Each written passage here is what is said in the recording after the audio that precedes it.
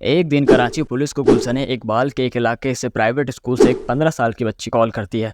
और कॉल करने के बाद वो ये कहती है कि उसकी माँ को उसके 5 भाई बहनों के सामने एक शख्स ने जिंदा जला दिया, एक पतीले के अंदर बॉईल कर दिया और उन्हीं की माँ का पाँव काट कर उनके सामने रख दिया। ऐसा केस सुनने के बाद तो शायद पुलिस भी सोच में पड़ गई होगी। और ये सारा इंसिडेंट उन 6 के 6 बच्चों के सामने हुआ। और इंसिडेंट देखने के बाद आप सोच ही सकते हैं कि बच्चों की कैसी हालत हुई होगी। तो जब पुलिस वाले इन्वेस्टिगेशन वहाँ करने गए तो उन्होंने वीडियो शूट करा था, वो वीडियो भी मैं आपको दिखाऊंगा।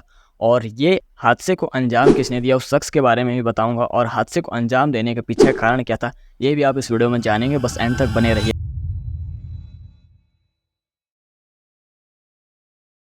तो जिस औरत की लाश उस कॉलेड्रोम में थी उसका नाम था नरगिस, और उसका एक हस्बैंड था जिसका नाम था आसिक।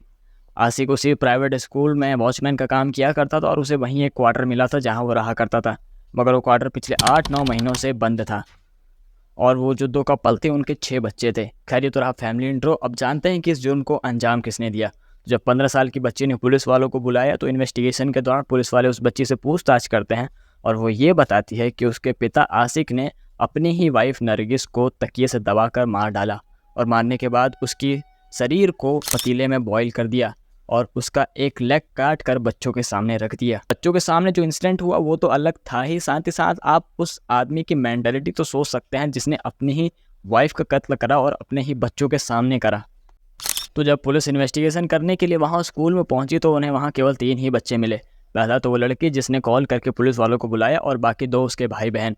मगर जो बाकी के 3 भाई बहन थे उनको वो आदमी जिसका नाम आसिक था वो उन तीनों को लेकर गायब था। पुलिस वालों ने इन 3 बच्चों को अपने साथ रखा क्योंकि वो बिल्कुल ही ट्रॉमेटाइज हो गए थे। क्योंकि आप खुद सोच के देखिए कि आंखों के सामने उनकी ही माँ को जला दिया गया। खैर पुलिस वालों ने नरगिस की बॉडी को मेडिकल पोस्टमार्टम के लिए भेज दिया है क्योंकि सामने से देखने में ये तक समझ में नहीं आ रहा कि वो बॉडी किसी इंसान की है जानवर की है, क्योंकि वो इतने बुरे तरीके से जला दी गई है।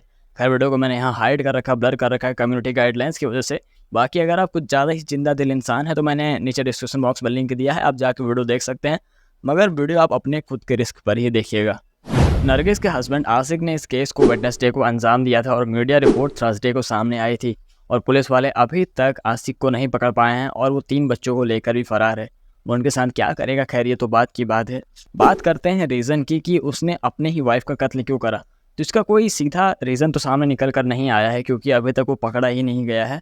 मगर पुलिस वालों का ये मानना है कि वो अपनी वाइफ को एक एक्स्ट्रा मैरिटल अफेयर में इंक्लूड होने के लिए फोर्स कर रहा था, जिससे कि उसकी वाइफ मना कर रही थी। अब हो सकता है पैसों की दिक्कत हो या किसी और रीज़न से वो बोल रहा हो, मगर इस चीज़ के लिए उसकी वाइफ मना कर देती है, नरगिस मना कर देती है और वो नरगिस का कत्ल कर देता है। इस केस से रिलेटेड पूरी बात अभी सामने नहीं आई, इसीलिए मैं इसमें अपना ओपिनियन तो अभी नहीं दूंगा क्योंकि जितनी भी चीज़ें हमें अभी तक पता चली है वो न्यूज़ आर्टिकल्स के जरिए पता चली है। और अगर आप भी इस केस को चेकआउट करना चाहते हैं तो लिंक मैंने टाइम्स ऑफ इंडिया का लिंक दे दिया है, आप जाके उनकी वेबसाइट पर इस केस के बारे में पूरा डिटेल पढ़ सकते हैं।